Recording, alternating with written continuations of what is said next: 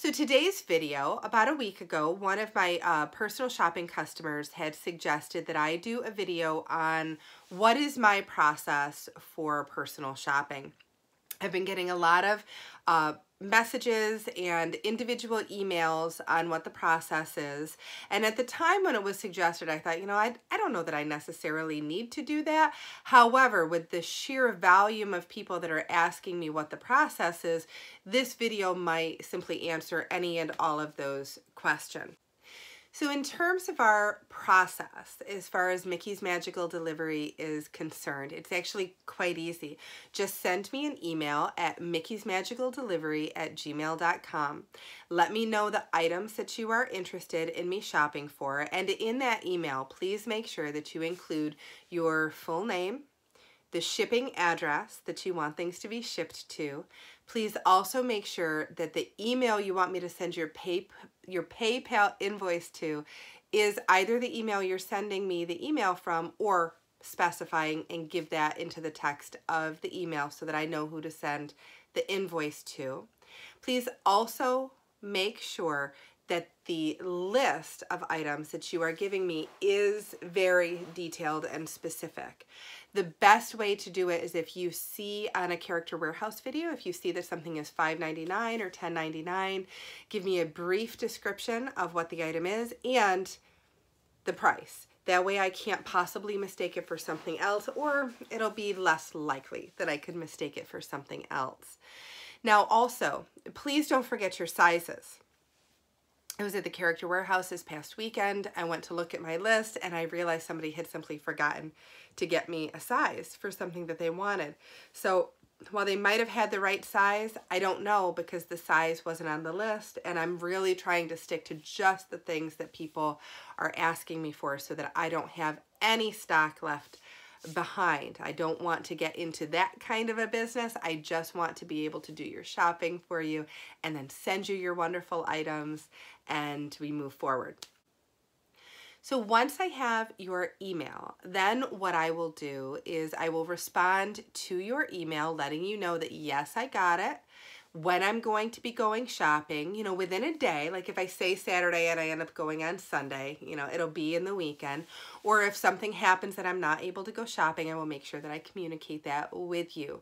But that email back from me will be your indication that absolutely I got your email, your request, and you are on my list. I'm going to go shopping and try to find you some amazing goodies. So one of the things that I do for my personal shopping service is I actually charge a $10 flat rate per trip shopping charge. The reason for that, I live an hour and 20 minutes away. It is $12 for round trip for tolls, plus gas and wear and tear on my vehicle. I don't mind the time. I mean, that's not a big issue. I love going to the Character Warehouse and I love doing the shopping.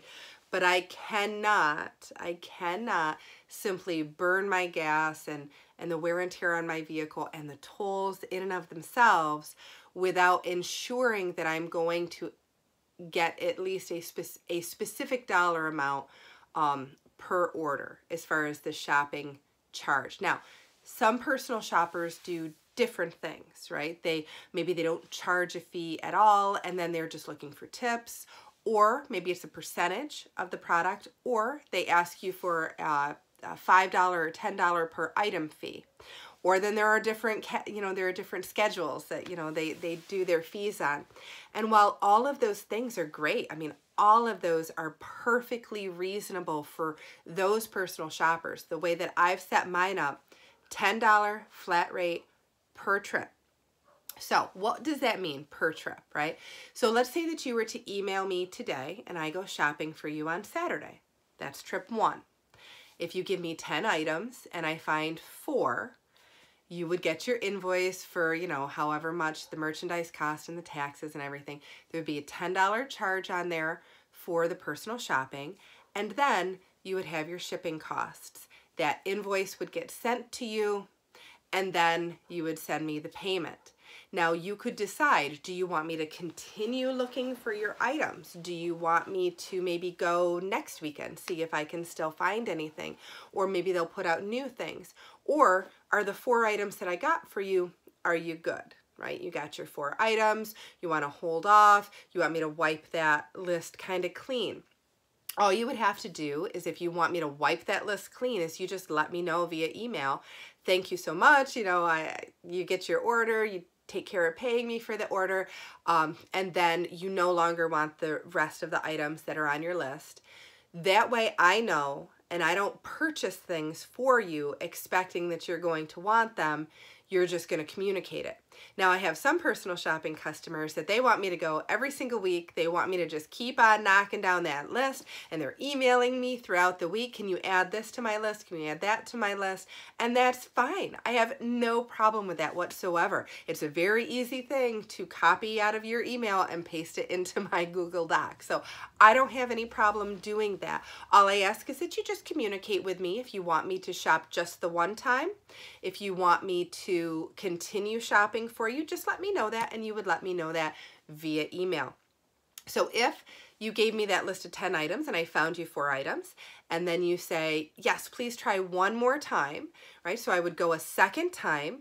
That would mean that whatever I purchased that second time, you would pay me another $10 shopping charge and reimburse me for whatever those items are.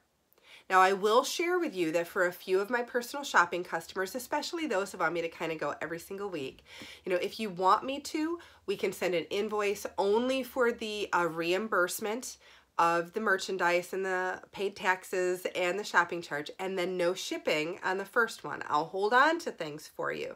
And then after the second trip, and maybe after the third trip, you tell me, we throw it all together in a box, and then I ship it to you. So you're paying shipping only one time. And that has been appreciated by the majority of people that are having me go week after week after week. So that is always an option.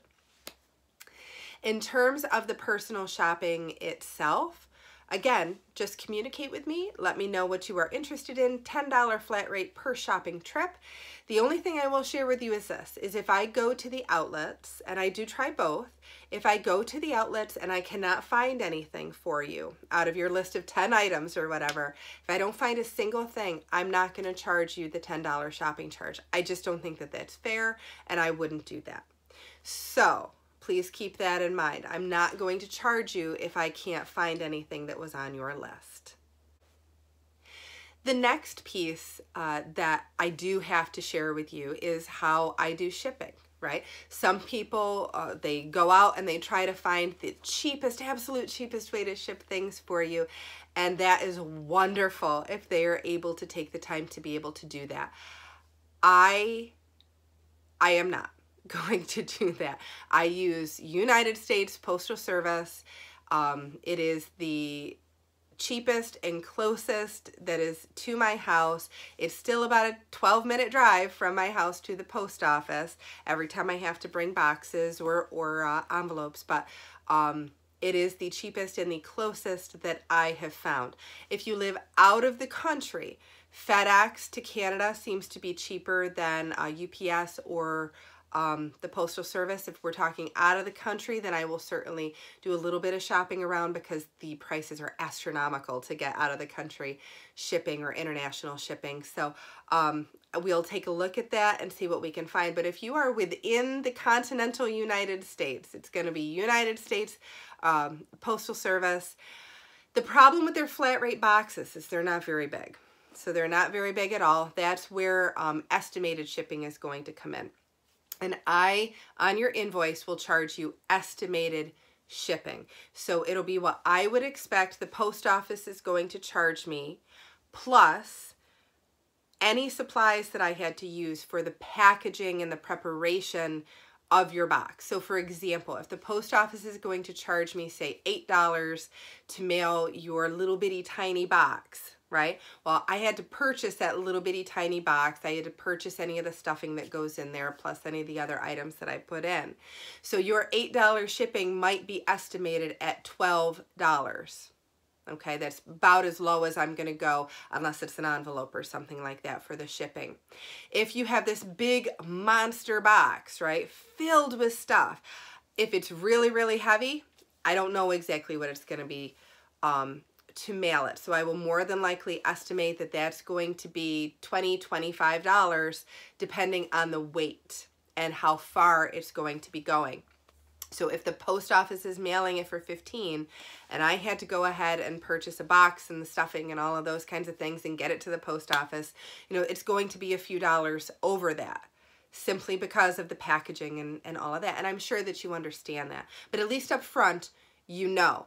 So I'm charging anywhere between $12 and say $20, $25 for shipping. If it's a small box, it'll be on the $12, $15 range. If it's, well, $12 if it's small. If it's a medium-sized shipment, then it's going to be about $15. Well, as soon as you start getting into the bigger boxes, I mean, that's going to be $18, $20. If it's really heavy, maybe $25. So you just need to prepare yourself for that. So let's see here. I went through the basic process to communicate with me if you would like me to be your personal shopper. I went through what the shopping charge is, what it is for, why I do it, and I also went through those shipping charges. So I think I hit all the highlights. What I will tell you is this. I love shopping for people. I absolutely love it. I really, really, really love shopping for people.